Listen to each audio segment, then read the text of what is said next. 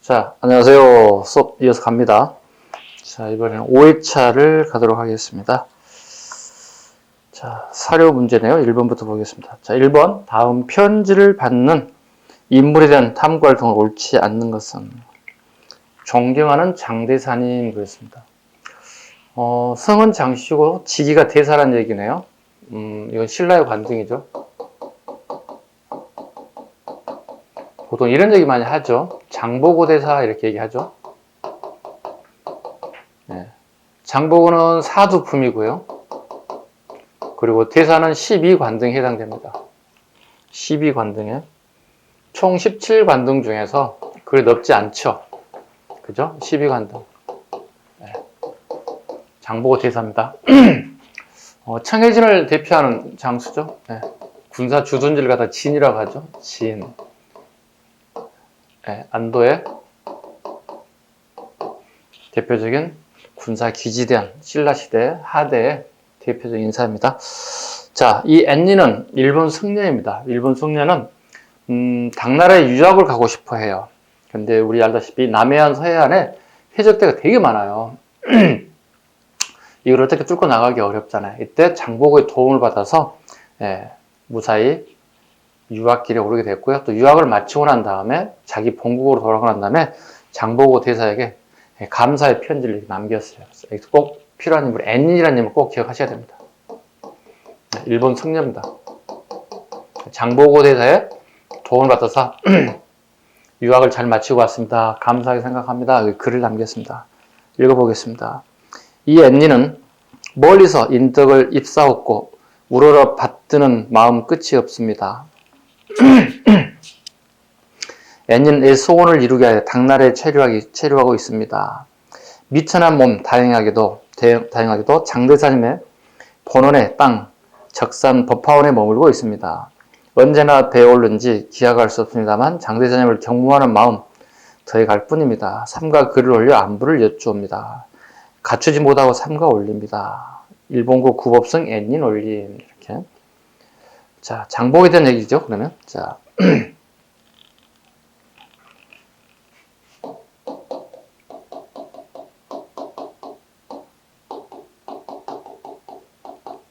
네. 요 내용은 입당 구법 순례기라고 합니다. 앤닌 스님의 입당 구법 순례기. 장보고에 편지 썼다. 편지를 받는 인물인 것 어떻게 해요? 장보고에 대한 얘기죠. 옳지 않는 것. 신라인의 해외 진출을 알아본다. 당나라 시기에. 맞죠? 신라나라의 정치 상황을 알아본다. 네, 정치 상황 알아봐야 되겠죠? 9세기 상황이거든요. 일본은요. 네. 흥덕왕 때. 신라대 흥덕왕 때, 연도는 828년, 예, 안도에 청해진을 설치했다.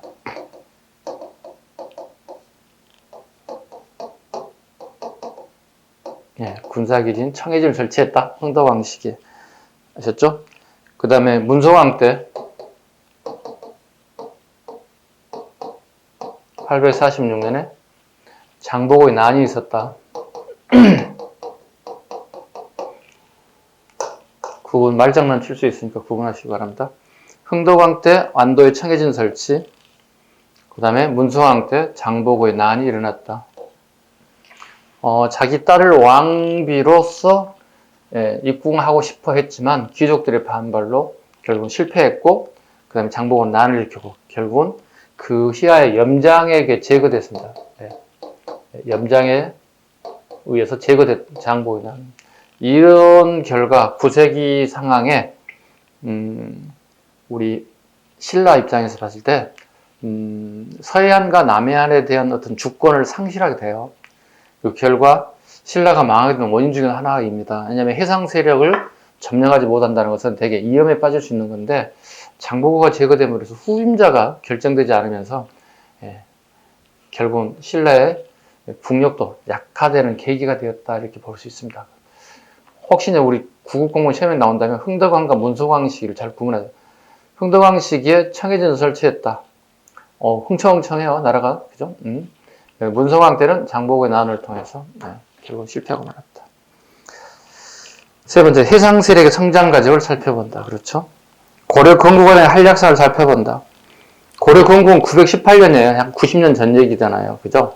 그럼 요거하고 한참 전 얘기이기 때문에 틀린 점이 돼야 되겠죠. 답은 4번이 되겠습니다. 문제 2번.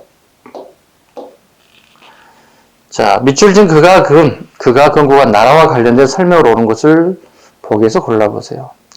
그는 드디어 무리를 이끌고 동쪽 계류의 입당으로 돌아가 동모산을 거점으로 키우다가 나왔죠. 동모산. 대종이 된 얘기죠. 성을 쌓고 거주하였다. 그는 용맹하고 병사 다루기를 잘하였으므로 말갈의 무리와 고구려의 남은 무리와 점차 그들에게 들어갔다. 네, 발의 대종이 된 얘기죠.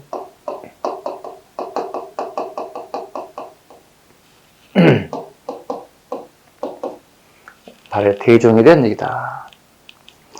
보기 1 기억번 장문유의 수군이 나라로 보니까 발해로 되겠군요. 네, 대종하면 안 되겠네요. 나라와 관련 설명 옳은 것을 불러서 자 보겠습니다. 장문유의 수군이 당일 산둥지방을 공격했다. 예, 맞습니다. 이건 무왕식입니다. 무왕식이 흑수말가를 병합하죠. 흑수말가를 병합하고 그 다음에 당을 직접 공격하죠. 예, 장문유를 파견하죠. 그의 희야 장수였던 장문유를 파견해서 당나라를 공격한다. 산둥반도를. 그 산둥반도의 덩저우 지역에 발해관을 설치합니다. 발해관은 일종의 이제 무역소 기능이라 보시면 돼요. 무왕 때는 이게 활성화되지 않았는데 그의 아들 문왕 때 활성화됩니다.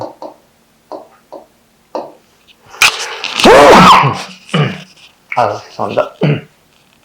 문왕 때 활성화되었다.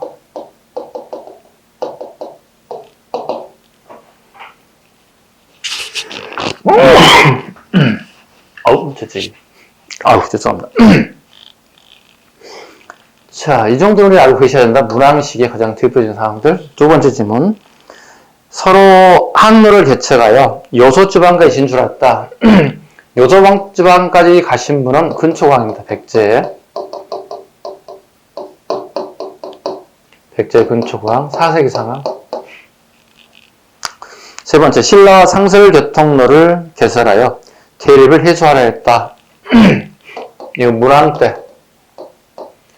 때 신라도를 개설합니다. 신라도를. 기억 정답이 돼야 되겠죠. 니을 3세기 말에 선비족의 침략을 받아 세력이 크게 약해졌다. 선비족의 침략을 받은 부여입니다. 선비족의 공격을 받죠. 선비족의 공격을 받고 친일과 세력이 크게 쇠퇴하였다. 네, 이건 5세기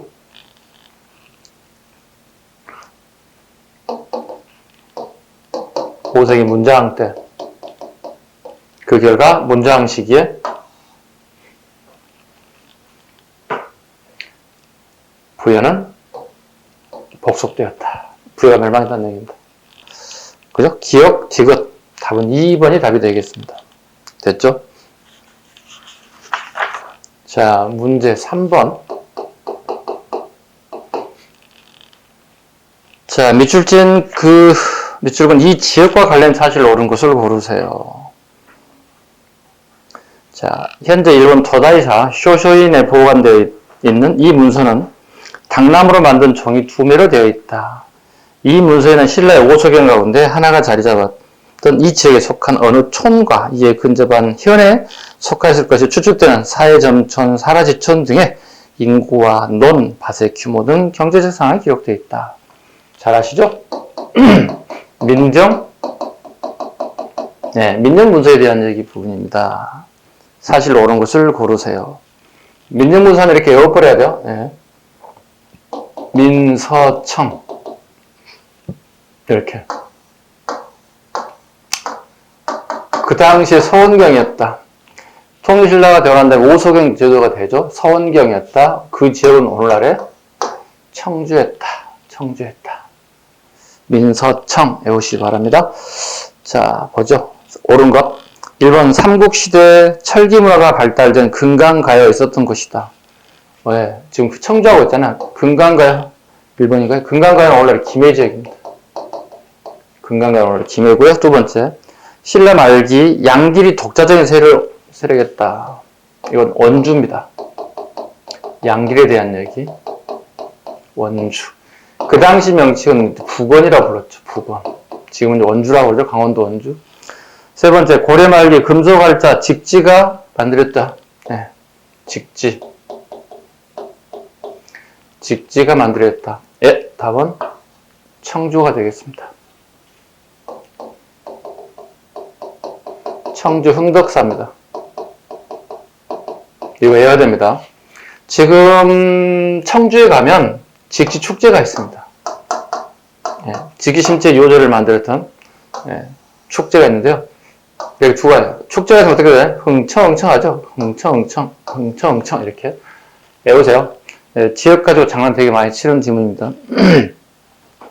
네 번째, 조선전기 조언을 담당하는 가흥창이 있었다. 4번.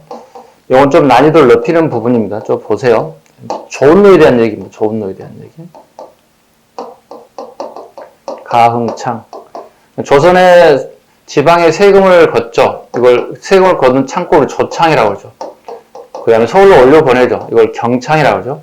주로 이제 배를 이용해서 배조자를 쓰죠. 배를 이용해서 운하를 통해서 조창에서 경창으로 세금을 올려보냈다. 이걸 다 조은로 이런 표현을 쓰죠. 그죠? 대표적인 게 가흥창이 있는 것이다. 자, 가흥창이 있는 게 어디냐 물어본 거죠. 이건 충주에 있습니다. 충주하고 청주는 구분할 수 있어야 되겠죠. 그죠? 가흥창이 충주에 있습니다. 그 충주의 이 가흥창은 좀 필요한 게 또 알아야 할 게 뭐가 있냐면, 경상도 지방의 내륙 지역에 조세를 같이 운반했다. 이런 특징을 가지고 있는 게 가흥창의 특징이다. 꼭 잡으셔야 됩니다. 가흥창에 대한 특징. 뭐라 할까요? 그, 동네 이름이에요. 가흥이라고 하는데. 예, 동네 이름입니다. 그 가흥리에 있기 때문에 가흥창이라고 불렀습니다. 기존에 그 창이 두 개가 폐지됐어요. 그게 뭐냐면 덕흥창하고 경원창이죠. 덕흥창, 그 다음에 경원창. 기존의 것들인데요. 덕흥, 경원, 이게 폐지되면서 이렇게 경원창, 덕흥창이 폐지되면서 가흥창으로 이렇게 바뀌어갔습니다. 아, 이건 되게 난이도가 높은 시험에 나올 거니까, 이건 좀 공부를 좀 하시는 분들은 꼭 해왔던 분들은 같이 좀 잡으시세요. 우리 조창에 이제 조선시대 9개 조창 제도가 등장하게 되는데요. 그거 좀 기억 잘 해주시기 바랍니다. 좀 어려운 문제이기도 합니다. 이런 데서 여러분들 승부를 가르셔야 됩니다. 그죠? 승부를 가르내면 좋겠습니다. 그래야 여러분들 실력이 딱 드러나겠죠? 문제 4번. 다음 민문이 토기를 사용한 사람들의 생활과 관련이 가장 먼 것을 고르세요. 민문이 토기라고 그랬죠. 이런 민문이 토기가 있을 거고 그냥 민문이 토기가 있어요. 민이란 말은 아무것도 없다는 뜻이에요. 그림 장식이 없다는 얘기죠. 이건 신석기를 지칭하고요. 이건 청동기입니다. 아, 이건 되게 기본, 가장 많이 출제되던 기출 지문이기도 해요. 이런 지문들은요. 그러니까 민문이 토기는 뭐야? 지금 물어보면 청동기에 대한 부분을 물어보는 거예요. 가장 거리에 먼 것. 빗살무늬 토기도 사용하였다. 가끔 이거 신석기니까 틀려서 이렇게 얘기하는 경우가 가끔씩 있어요. 보시면 문제 잘 보세요. 민문이 토기를, 즉 청동기 시대에 민문이 토기를 사용하는 사람들 생활과 관련이 가장 먼 거야. 가장 옳은 거, 가장 옳지 않은 거 물어보는 때 가장 힘든 거거든. 빗살무늬는 당연히 뭐야? 신석기 때 사용했겠죠. 신석기 청동기로 넘어가면서 빗살무늬를 사용했느냐 물어보는 거잖아요. 사용하죠. 다 이것만 사용한 거 아니에요. 제가 이런 얘기 가끔 하거든요. 봐보세요. 우리가 80년대 초까지는 흑백 텔레비전 썼다고. 1980년 초까지는. 80년대 초반 이후부터 칼라 텔레비전이 나왔다고. 80, 그게 아마 3년 정도? 그리고 좀 더 칼라 텔레비전이 바뀌었죠. 또 여러분 더 쉽게 얘기할 수 있는 게 휴대폰이에요. 휴대폰 보세요. 전부 다 우리 거의 5G 폰 쓰고 있잖아요. 그죠? 2G, 3G, 4G까지 해서 5G까지 왔잖아요. 5G가 있다고 해서 5G 아닌 거 다 버릴 수는 없잖아요. 쓴다고 같이 공유하거든. 그런 의미로 해석을 해주시기 바랍니다. 자, 1번 비싼 물질을 사용했다. 맞습니다. 두 번째, 금속질 농기구가 있었지만 석기와 목기 농구 주로 천만에요. 청동기의 농기구는 목기와 석기예요. 나무하고 돌로 썼다는 뜻이에요. 아셨죠? 그 다음에 철기 시대에 가야만이 철제 농기구가 등장합니다. 절대 틀리면 안 됩니다. 철제 농기구 시작해요. 그리고 청동 제품들은 의기화 됩니다. 의기화. 그릇의 용도로 바뀌었다는 뜻이에요.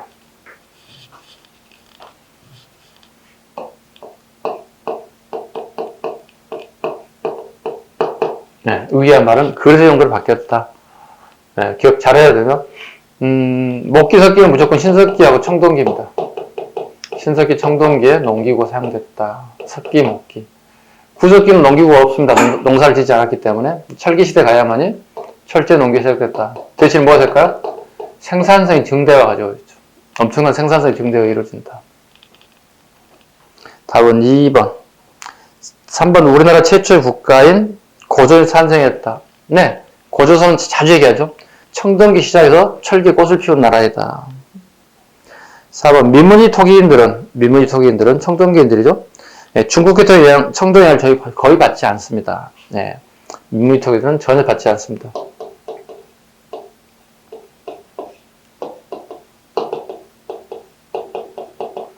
이렇게 완전히 나왔죠. 이렇게 청동기 성분을 분석해봤다고. 중국은 구리와 주석, 우리는 구리와 아연이에요. 이건 중국에 될 거고, 그죠? 이건 북방 시베리아랄 거란 거야. 북방 시베리아에 영향을 받았다는 것이죠. 청동기까지 우리 전혀 북방 시베리아 영향을 받을 뿐이지 중국의 영향하고 전혀 관련이 없다. 요거 말장은 칠 수 있어요? 구리와 주석, 여기가 구리와 아연. 구분하시기 바랍니다. 문제 5번 가죠. 공간이 될지 모르겠네. 네, 해보죠. 자, 가사의 상에 대한 설명으로 옳은 것을 고르세요. 가에는 대군장이 없고 후 uk군 삼로의 간직이 있어서 하우를 통치하였다. 족장식에서 요즘 식하면 왕이 없다는 거잖아요. 왕이 없다는 얘기는 머릿속 확 와야 될 게 뭐죠? 일단 머릿속에 옥조와 동해가 막 확 들어와야 돼요. 풍속은 산천을 중요하여 산과내마다 각기 구분이 있어 함부로 들어가지 못하였습니다. 사유재산 제도가 보이고 있네요. 동해의 체칼한 제도가 되겠죠. 네, 이거야 뭐 다 맞으러 주는 겁니다. 동성끼리는 결혼하지 않았습니다. 네, 조계음 풍습이 보이네요. 그죠? 네, 조계음 풍습. 같은 동족 결혼하면 안 되겠죠. 이런 게 보이고 있다. 이건 신석기의 유습이 보이고 있다. 이렇게 얘기하죠. 신석기의 유습, 유풍이 보이고 있더라. 10월이면 하늘에 제사 지냈습니다. 10월에 제사 지는 거 있습니다. 무천이겠죠. 동해의 무천, 춘출무 하늘천자. 주야로 술을 마시며 3박 4일 동안 춤추고 놀았습니다. 동해에 대한 내용 옳은 거 골라보겠습니다. 답은 1번이게 되겠네요. 2번 정치체제는 연맹왕국 단계였다. 동해는 연맹 단계가 아닙니다. 예, 부족국가 단계에서 멸망하게 됐습니다. 연맹까지 발전하지 못했습니다. 부족국가 또는 뭐 군장국가 이렇게 얘기할 수 있겠죠. 그 다음에 수렵사의 전통을 개선한 제천 행사가 있었다. 수렵사의 이것은 이원고입니다. 이쪽을 보시죠. 네, 이원고가 수렵사의 유풍이 남아있죠. 왜? 12월에 사냥감을 늘리기 위해서 하얀 설은이에 동물들이 나왔을 때 사냥량이 늘어나게 됐다. 4번 하호는 주인에게 의속되어 생활하는 천민층이다. 하호는 일반 백성을 얘기합니다. 답은 1번이 되겠습니다. 됐죠? 아직까지는 어려운 거 없죠? 왜냐면 전근대사는 그렇게 어렵지는 않아요. 공부 좀 하신 분들은. 근현대사가 여러분 이제 발목을 잡는다고 난리죠. 지금 이 방송을 보시는 분들 다 마찬가지예요. 또 제가 오프라인을 매일 수업을 하지만 오프라인도 마찬가지예요. 전근대사는 해볼 만해요. 얘들이 다들. 근데 전근대사 때문에 힘들어 죽겠어요, 선생님. 네, 끊임없이 질문 들어오죠. 네. 자, 문제 6번 갈게요. 네. 자, 문제 6번으로 갑니다. 자, 고려시대에 갑니다. 고려시대의 신분에 따른 백성들의 생활 모습에 대한 설명으로 바르게 기술한 것을, 또 사회 파트죠. 그러니까, 이렇게 시험 20문제가 골고루 들어갔다 보시면 돼요. 정치, 경제, 사회, 문화, 그죠? 지역, 종합, 다 들어갑니다. 심하면 독도, 간도도 나오고요. 다양하게 나왔다 보시면 됩니다. 자, 바르게 설명한 것을, 골라보겠습니다. 기업번. 호족과 족보가 있었기 때문에 여자도 호주가 될 수 있으며, 맞아요. 고려시대는 여자가 호족이 됩니다. 즉, 내가 따로 건물 주인이 되고, 나만의 호족을 가질 수 있다는 겁니다. 우리 21세기, 이명박 정권 이후에 우리나라 여성들이 아버지로부터 분가해 나가서 혼자 자기의 호주가 될 수 있는 시대입니다. 조선시대와 20세기까지는 우리가 아주 이상한 나라였어요. 그죠? 될 수 있으면 여자도 분가할 수 있었고, 심지어 이혼 뒤에 전 남편의 자식을 데리고 재갈 수도 있었다. 예. 그만큼 고려 여성의 지위는, 오늘날 21세기 여성 지위가 거의 같다. 이렇게 얘기합니다. 니은번. 결혼제도는 친형제도가 일방적이었다. 친형제도는 조선 후기 가야 됩니다. 남자, 여자 결혼하자마자 여자가 남자 집에 들어와 사는 걸 갖다 우리는, 친형제도라고 합니다. 이걸 일명, 흔히 얘기하는 이거 시집살이에요. 예전에. 여성들이 시부모님과 같이 사는 거거든요. 이걸 친형제라고 합니다. 조선 후기부터다. 장례와 제사는 정부 정책에 따라서 주로 유교적 규범을 따랐습니다. 아닙니다. 고려시대는 불교의 영향으로 절에서 주로 지냈습니다. 네. 유교적 규범은 조선 후기입니다. 네, 후기입니다. 디귿번. 정과 달리 백정은 국가로부터 토지를 지급받지 못하였기 때문에 도살업에 종사했다. 그랬습니다. 그 고려의 백정은 일반 농민을 지칭합니다. 그죠? 조선의 백정이 도살업에 종사하신 분들입니다. 구분하셔야 됩니다. 그러니까 도살업 종사자들 전혀 다른 명칭입니다. 백정은 국가로부터 토지를 받지 못한 사람이다. 즉 월급을 받지 못한 사람이다. 즉 일반 백성을 얘기한다. 이거 고려시대예요. 됐죠? 그 다음에 동물을 도살해서 생활을 영위한 사람들은 조선시대의 백정이라고 합니다. 전혀 다릅니다. 니을번.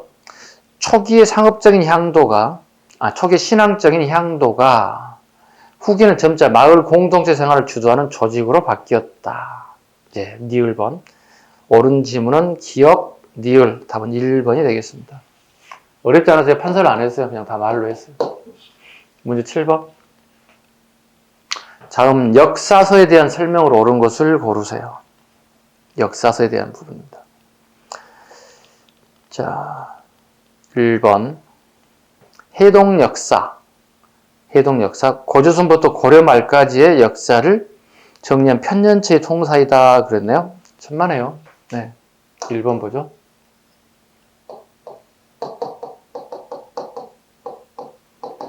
해동역사는 한치훈입니다. 해동역사는 한치훈이고요. 디귿에 보시면 동사 강목 부분에 중국의 사설을 500여 전에 인용하여 기전체 분류사를 기술하였습니다. 요겁니다. 이거. 500여 전의 책을 갖다가 참고문으로 적었다. 엄청난 작업이죠. 이게 해동역사입니다.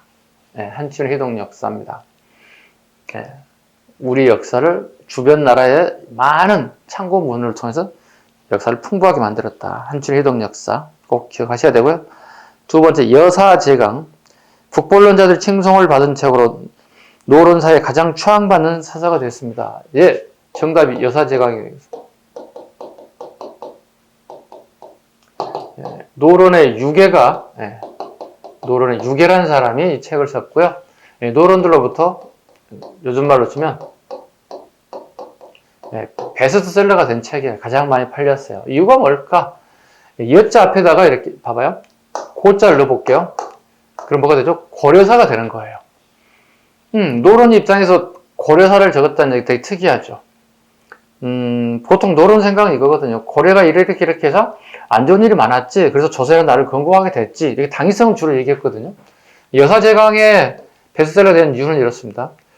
고려라는 나라와 조선이라고 하는 나라에 공통점이 있다는 거예요. 그 공통점이 여사제강에서 표현하고 있다는 거예요. 자, 첫 번째, 고려와 조선 공통점. 첫 번째, 재상이 국가를 운영했다는 뜻이에요. 재상들의 정치에서 국가가 운영되었다. 이게 같은 생각이라는 거예요. 너는 생각이 그거예요. 왕이 정치하는 거 아니란 얘기야. 결제를 아니면 결제만 하고, 예, 재상들에서 정치가 이루어진다. 이 고려와 조선의 공통점입니다. 두 번째 공통점. 북방 이민족의 침입을 되게 많이 받았어요. 북방 이민족들의 침입을 되게 많이 받았죠. 우리가 그냥 꼬꾸라진 게 아니라 강력하게 저항했다는 거예요.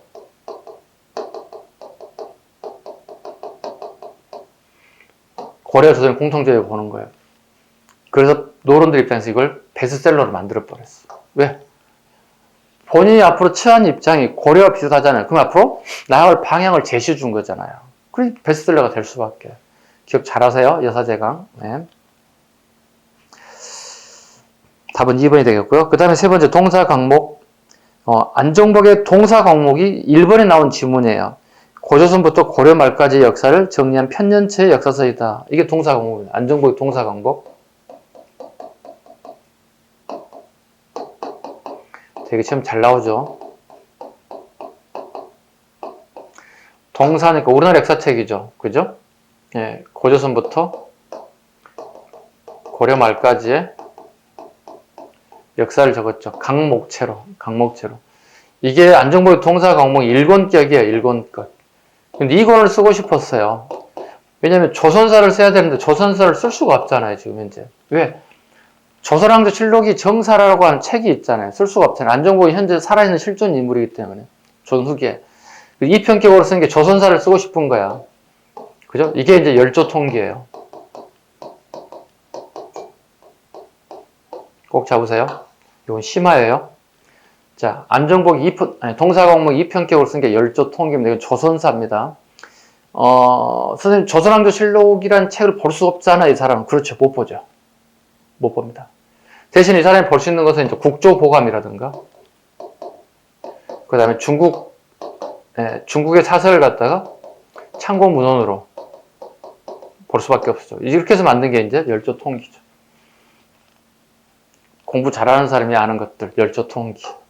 예, 최소한도 90점 이상 맞는 사람들이 꼭 알아야 할 부분, 열조통기. 선생님, 90점 아직 안 나와요. 그래도 알아야 돼. 그런 게 어딨어, 씨. 당연히 알아야지. 당연히 알아야 됩니다. 4번 지문. 연료실 기술. 이긍익이죠. 이긍익. 네. 이 강사의 아들이죠. 그러니까 우리, 뭐라고 그러죠? 원교체를 쓴 이 강사 밀접한 관련이 있는 이긍익, 둘째 아들입니다. 연료실 기술. 유일하게 이게 이제 기사 본말체예요. 유일하게 연료실 기술이 기사 본말체입니다. 사건의 과정과 결말을 도출하는 방식을 갖다 우리는 기사 본말체라고 합니다. 삼국유사는 기사 본말체라고 할 수가 없고요. 기사 본말체 유사하다 이런 표현을 적어요. 그래서 유일하게 우리 공무원 시험 공부할 때 기사 본말체 넣으면 연료실 기술이다. 연료실 기술. 그러하니 그러하다. 실제 역사 당대사 즉 조선사를 기록했다. 됐죠? 네. 이긍이 관련된. 그래서 답은 2번이 되겠습니다. 자, 문제 8번 가죠. 문제 8번 보겠습니다. 우리나라 불교 문화와 관련된 내용을 시기순으로 골라보세요. 자, 불교에 관련된 얘기인데요. 가장 많이 물어보는 시기.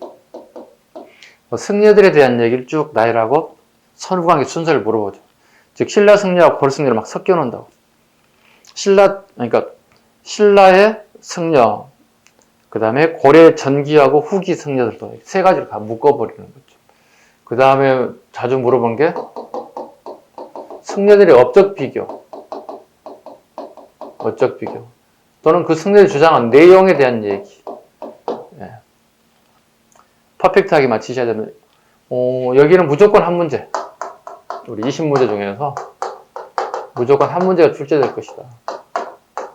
역대 문제를 분석해보면 다 그렇습니다. 왜냐면, 일종의 문화 파트잖아요. 그죠? 정치, 경제, 사회, 문화 파트들이 나오는데, 보통 이제 정치 파트 가장 많이 나와요. 최소 10개에서 12문제를 나온다고 봐야 돼요. 최소한 정치 파트만 잘하더라도 60에서 65점은 나온다고 봐야 되거든요. 정치 파트만 잘해도. 근데 문화 파트가 요즘 비중이 높아졌어요. 5개에서 7개까지 나온다고요. 이건 정치하고 경제를 묶어서 들어온다고요. 문화는 정치와 경제를 빼놓을 수가 없거든요. 지금 현재 우리가 살고 있는 이 시대, 남북 문제만 해결된다면 우리 역사 이래, 당군 조선 이래 가장 부강한 나라거든요. 지금 현재. 앞으로는 어떨지 모르잖아요. 우리 앞으로 22세기, 23세기 우리가 모르잖아요. 우리 21세기 사는 인물들이니까. 21세기까지 분석해보면 우리가 가장 지금 현재 잘 사는 나라예요. 역사적으로 봤을 때. 언제 우리가 경제대국 세계 10강 안에 들었겠어요? 없잖아요. 그 다음에 모든 부분에서 앞서요. 교육이면 교육. 그죠? 과학이면 과학. 물론 노벨상을 받지는 못했지만 되게 과학 지식이 발달된 나라거든요. 우리나라가요. 그걸로 먹고 사는 나라거든요. 우리 이거 하나밖에 없잖아요. 머리밖에. 우리가 가지고 온 게 없는 거 없잖아요. 자원이 풍부한 것도 없잖아요. 오로지 우리가 할 수 있는 건 머리 하나로 승부하는 건데, 불교는 무조건 정치와 경제와 같이 맞물려 나오거나 단독으로 나올 수 있다. 문화사입니다, 그게. 자, 볼게요. 기억번. 유불일치설을 주장하며 벌써 나와야 돼, 머리에. 심성의 두하를 강조하여 장차 성리학을 수용할 수 있는 사상적 토대를 만들었다. 성리학을 받아서 토대가 만들었다는 유교 공부한 사람이 누구냐고 물어보는 거잖아요. 기억번이죠. 해심입니다. 해심. 누구의 제자예요? 진울의 제자입니다. 진울의 제자. 고려 무신정권식입니다. 두 번째, 그는 내가 곧 부처라는 깨달음을 이해한 노력과 함께 꾸준한 수행으로 깨달음의 확인을 아울러 강조한 도노점수를 주장하게 되었습니다. 도노정심, 도노점수, 진울에 대한 얘기.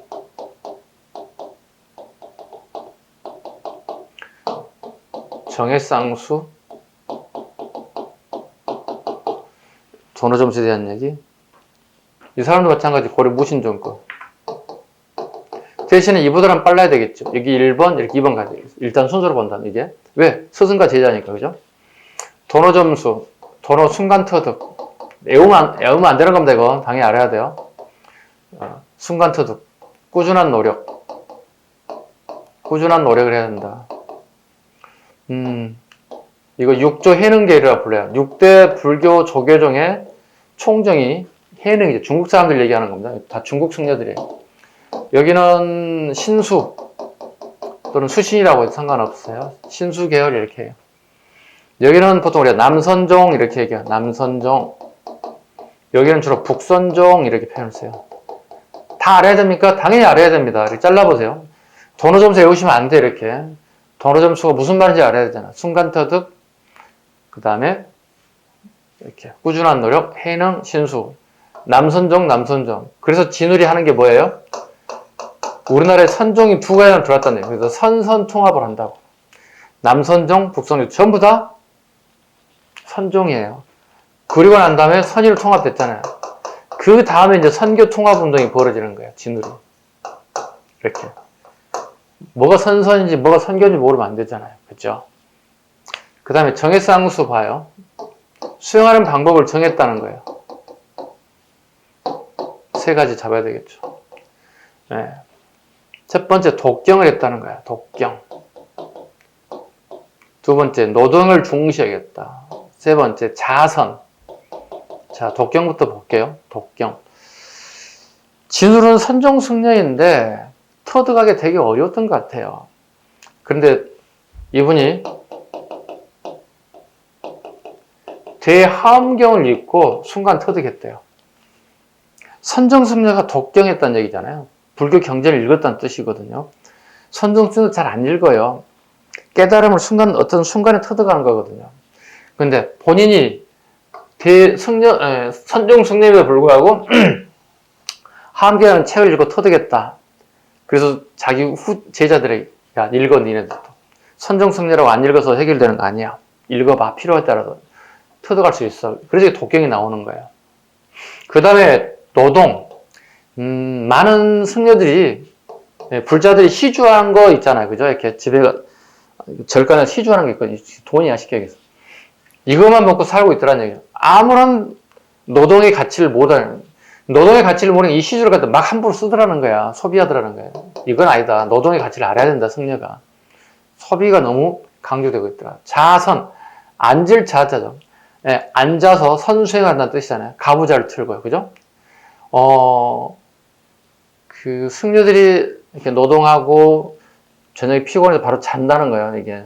그러지 말고 이렇게 하얀 벽을 쳐다보고 이렇게 양반들을 하고 이렇게 자선을 이렇게 막 수행하라는 뜻이에요. 이게 자선이에요. 예. 가끔 우리 TV에 나오잖아요. 자선하는 모습. 힘들어 죽겠는데 막 졸음이 오잖아요. 이게 이제 템플스테이라고 하는 TV 프로가 가끔 나오잖아요. 그럼 스님들이 크다른 대죽을 가지고 다니면 잔잔한 등을 빡 치잖아요. 이렇게. 소리가 얼마나 크게 나와요. 이게. 아프진 않는데 소리에 깜짝 놀라는 거거든. 그 자선할 때 하는 거거든. 자선하는 건 무조건 템플스테이 하는 거 있죠. 템플스테이 같은 경우 거의 대부분 선종인 조계종에서 이걸 해요. 네. 거의 조계종일 가능성이 크다고 보시면 돼요. 이걸 중요하게 여기겠다. 진술에 대한 얘기입니다. 세 번째, 그런 하엄사상을 바탕으로 교단을 형성하여 많은 제자를 양성.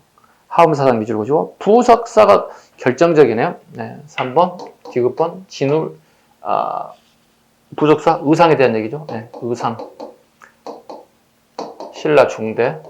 언효대사가 동실의 인물입니다. 언효대사 동실의 인물. 부석사 꼭 알아두셔야 되고, 그 다음에 양양의 낙산사도 알아두셔야 됩니다. 전부 다 시험에 잘 나오는 절 이름들입니다. 의상에 대한 얘기다 보시면 되겠습니다. 그리고 1번, 그런 흥왕사를 근거로 하여 하엄정을 중심으로 교종을 통합, 흥왕사 밑줄, 흥왕사. 11살에 출가해서 12살에 흥왕사의 주지가 됐습니다. 누굽니까? 네, 의천입니다. 아버지 문종이 의천을 갖다가 주지로 만들어 버리죠. 유학 전입니다. 이것은 그죠? 네, 유학 전에 주지스님. 그 다음에 송에 유학을 가거든요. 송에 유학 후 국청사입니다. 부분 잘 아시기 바랍니다. 네, 의천이 흥왕사, 유학천, 국청사. 이건 아버지 문종 때. 여긴 자기 형 숙종이 재임하고 있던 시기 국청사. 그러니까 아버지와 형의 큰 도움을 받았던 의천이라는 인물, 대단한 인물입니다. 그래서 순서를 물어본다면 답은 2번이 되어야 되겠습니다. 됐죠? 자, 문제 9번. 자, 좀 올려보겠습니다. 문제 9번. 가와 나에 대한 설명으로 옳은 것을 고르세요. 가. 청에 잡혀간 흥선대원을 곧 돌아오게 하며 종래의 청에 대하여 행하던 허례를 폐지한다. 하나만 봐도 어떨게요? 갑신정변에 관련된. 네. 이거 이제 김옥균이 쓴 갑신일록에 나오는 내용이죠.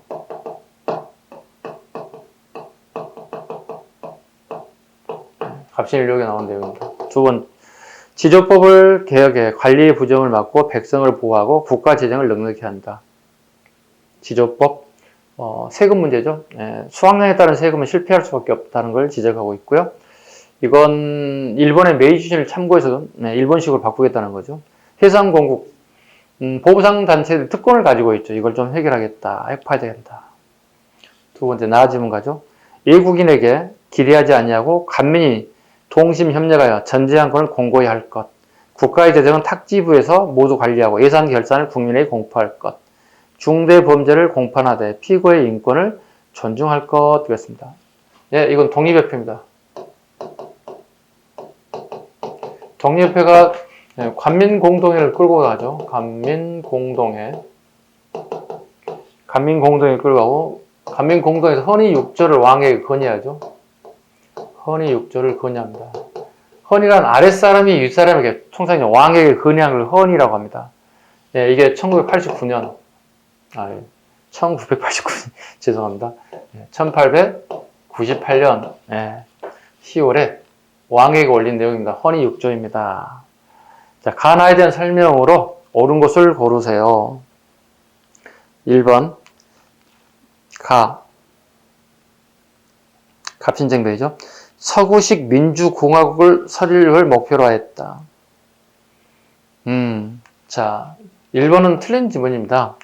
갑신정변을 일으켰던 세력들은 대표적인 게 입헌군주제를 주장합니다. 헌법을 세우고 군주의 권한을 제한하는 뜻이에요. 군주권 제한하는 거예요. 즉 법의 테두리 내로 한다면 법의 테두리를 바꾸겠다 이렇게. 참고로 민주공화국, 즉 공화정은 우리 처음으로 이제 독립협회에서 이걸 주장하죠. 독립협회에서. 이거 뭐냐면 왕을 인정하지 않는 거예요. 공화정은.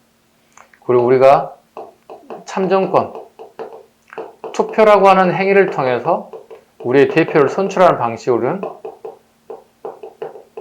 이걸 공화정이라고 불러요. 두 번째 질문. 집권층의 유혹으로 파견된 청병력에 의해 좌절되었다. 집권층의 유혹으로.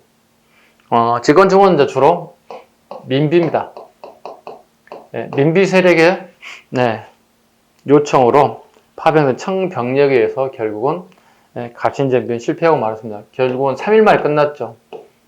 통상 이걸 우리 뭐라고 합니까? 3일천하다 이렇게. 3일천하다 이런 표현을 씁니다. 2번이 정답이 되겠습니다. 3번. 자, 일체의 화폐정리 사업에 정하였다. 화폐정리 사업은 1905년이에요. 메가다의 화폐개혁. 연도가 맞지 않습니다. 4번. 흥선대원군의 제주권을 타결을 받았다. 흥선대원군의 제주권은 이모군란 때죠. 그러니까 우리 흥선은 총 집권을 3번 하죠. 첫 번째가 1863년부터 73년까지 한번 하죠. 두 번째 이모군란 때 한번 합니다. 이모군란 때 이제 99인들을 약간 수습하는 역할을 했던 게 이모군란. 그렇지만 청에 압송되고 말았죠. 세 번째가 이제 갑오개혁 때, 갑오개혁 1차 때 흥선하고 김홍집 내각이 처음 만들어지죠. 그냥 흥선대원군은 그냥 바지로 좀 써먹고 결국은 김홍집이 주로 이루어졌죠. 그래서 총 흥선대원군은 우리 역사의 전면에 나서는 한 총 3번 정도 나옵니다. 어린 아들이 왕에 올라서 63년부터 73년 이모군란 때, 그 다음에 갑오개혁 때 총 3번 나옵니다. 답은 2번이 되겠습니다. 좀 지우겠습니다. 문제 10번으로 갈게요.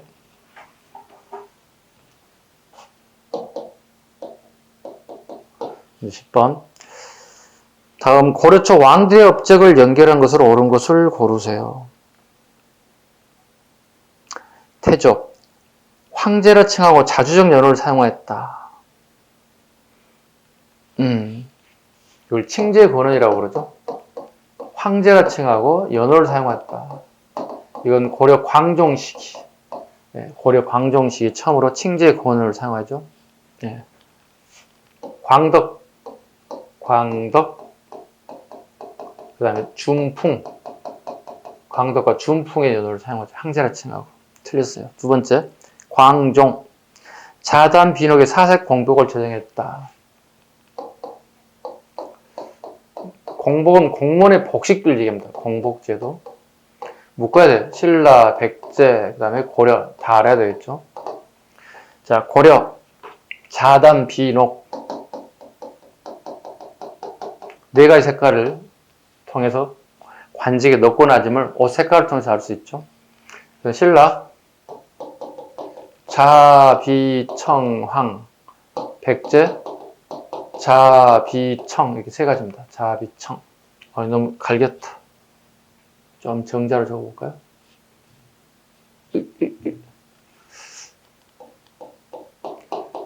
자비청. 공통적인 자색이 들어가죠. 예, 자색은 이제 검붉은색을 얘기합니다. 빨간색에 약간 검은색을 좀 이렇게 섞게 되면 네, 검붉은색. 구분하시면 되겠습니다. 강종 자단비록에 복제를 제정하였다. 답은 2번이 되겠네요. 3번 현정때 주현공부법을 시행하여 국가의 수입을 증대하였다 그랬습니다. 그 주현공부법 뭐죠? 주현은 우리 지방행정구역을 얘기하고요. 네, 잘라버려 이렇게. 공부를 잘하는 게 아니고요. 네, 조세에 대한 얘기입니다. 즉 세금을 어떻게 거둘 것인가에 대한 부분을 네, 강종식에 만든 게 주현공부법입니다. 주현공부. 일까요? 아직 지방간이 파견된 적이 없어요. 지방간이 파견된 적이 없다고요. 지방간 파견된 건 성정 이후거든요. 그럼 여기는 광종이기 때문에 당연히 우리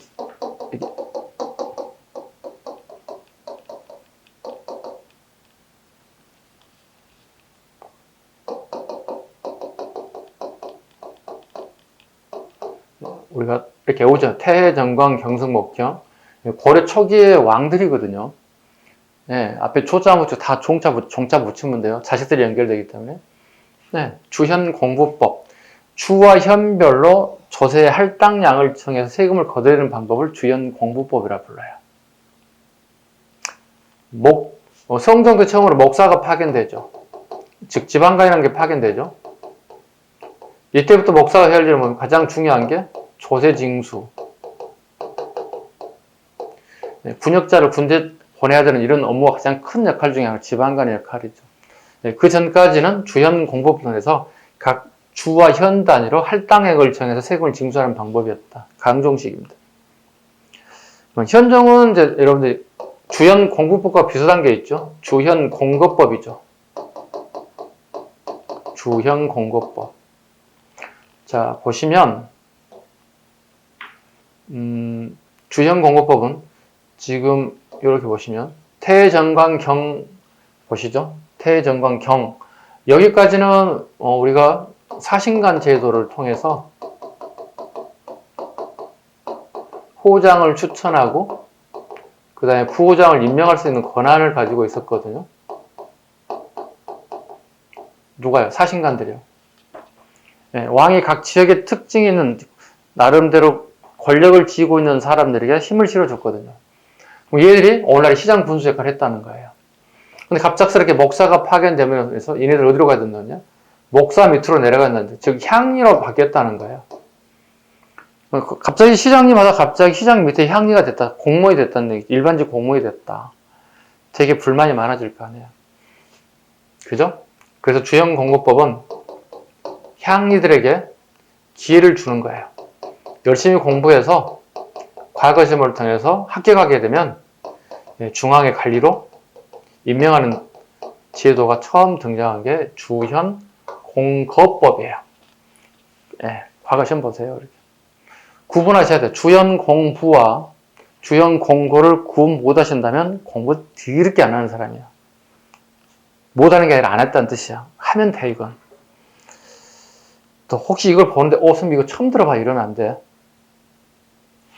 열심히 하셔야 됩니다. 4번 문종 때 비서성과 수소원을 설치하였다. 이거 도서관 얘기하는 거거든요. 네. 비서성과 수소원을 설치하였다.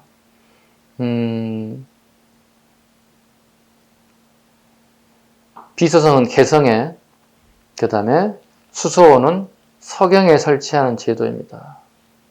왕들의 업적을 답은 2번이 되어야 되겠습니다. 그 다음에 문제 11번 가죠. 문제 11번.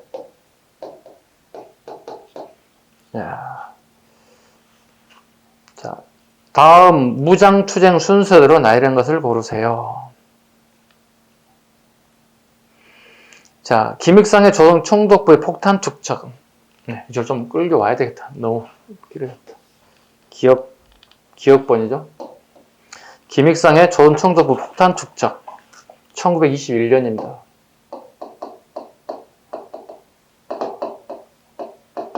의열단 애들이죠. 의열단들은 이렇게 건물이라든가 요인을 암살하는 데 주 업무를 가지고 있죠. 폭탄, 테러, 암살. 이건 김원봉이 주장하는 거고 신채호 선생이 우리가 할 수 있는 거 이거밖에 없다고 얘기하죠. 자, 김익상의 조은총독 폭탄 축적 21년입니다. 그 다음에 김익상은 해가 바뀌었죠. 22년에 한 번 더 터뜨립니다. 이게 이제 오송훈하고요. 오송훈 열사하고 이게 이제 항포단 사건입니다. 항포단은 세관이 있는 부두입니다. 세관 있는 부두 항포단에서 폭탄을 축적합니다. 육군대장 다나카 기이치를 갖다 제기합니다. 육군대장 다나카 기이치가 여기로 온다는 소식을 들어요. 다나카 기이치가 온다서 여기에 폭탄을 던졌다. 이게 김익상 21년 이름 알아야 되고 그 항포단 사건 김익상에 대한 얘기 총독부까지. 김익상은 되게 잘 나오는 인물이에요. 의열단 중에서 꼭 알아야 되는 인물입니다. 되게 중요한 인물. 중요한 인물입니다. 김익상 두 번에 걸친 사건 21년, 22년 총독부 사건 항포단에 폭탄을 던져서 다나카 기이치를 폭탄에 던져서 사망하게끔 만들었던 대표적인 사건들. 그 다음에 니은번 나석주의 동양척식 주식회사의 폭탄 축적 좀 비교적 늦죠. 나석주가 1926년이죠. 보통 줄여서 동척의 폭탄 축적 1926년 이렇게 얘기합니다.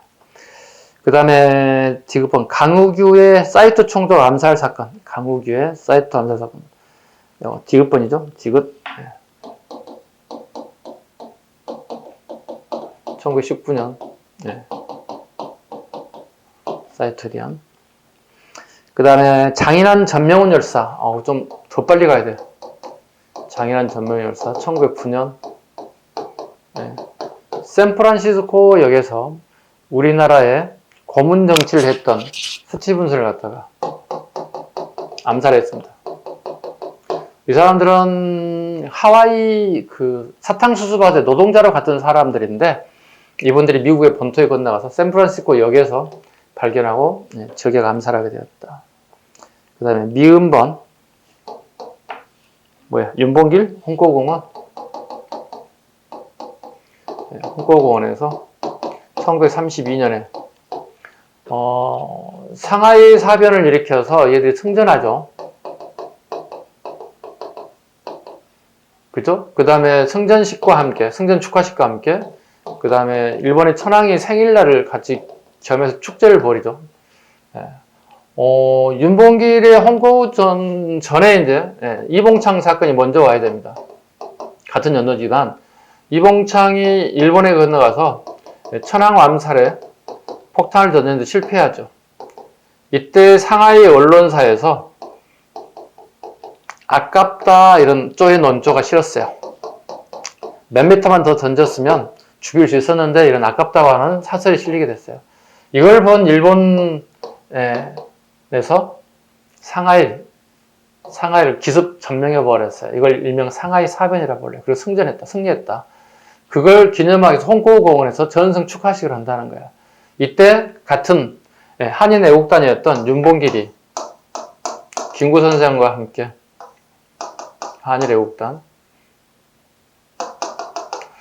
애국단이 결과적으로 윤봉길에 의해서 다시 이 지역을 초토시켜버리죠. 한인 애국단의 활약까지. 의열단과 한인 애국단의 내용이 막 섞여 들어가 있죠.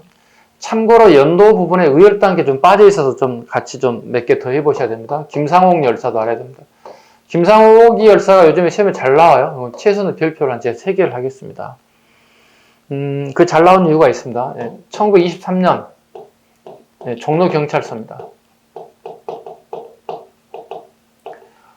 김상옥은 종로경찰서를 폭탄 던지기 전에 의열단에 가입하기 전 이미 서울에서 활동을 좀 하는 인물입니다. 체포돼서 종로경찰서 가서 고문을 한 20여일 동안 고문받고 되게 조사를 많이 받았어요.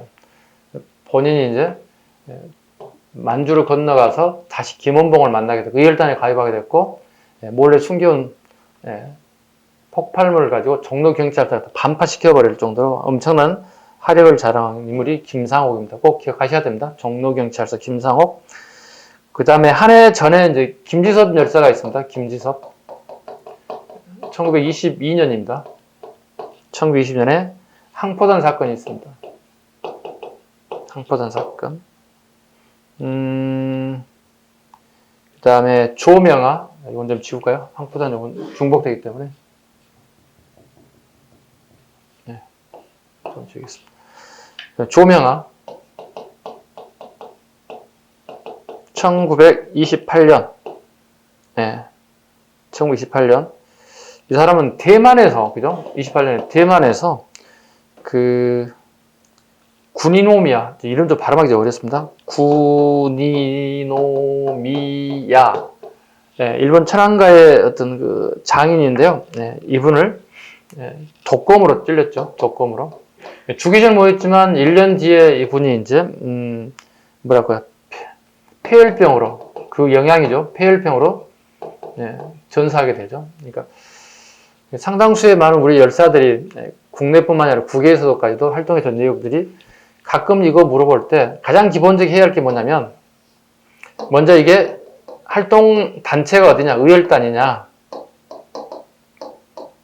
한인애국단이냐? 아니면 기타 단체들이 있거든요. 네, 기타 단체이냐 이걸 좀 구분해 달라는 얘기입니다. 그 다음에 연도를 물어보면 되게 힘들어하죠. 가장 어려운 게 연도 물어보는 거거든요. 연도를 던지고 선후관계를 물어보고 지금 현재 11번 문제 가장 어려운 문제 이거거든요. 내용은 알겠어요. 그죠? 이 사람을 보고 듣고 다 내용을 알겠어요. 선후관계를 물어볼 때 가장 힘들어지는 문제거든요. 그죠? 네, 이런 문제 좀 유념해서 좀 더 봐주시기 바랍니다. 일단 이건 답은 1번이 되겠습니다. 됐죠? 자, 여기까지 11번까지 풀고 12번은 잠시 시작하도록 하겠습니다. 잠시 쉬겠습니다.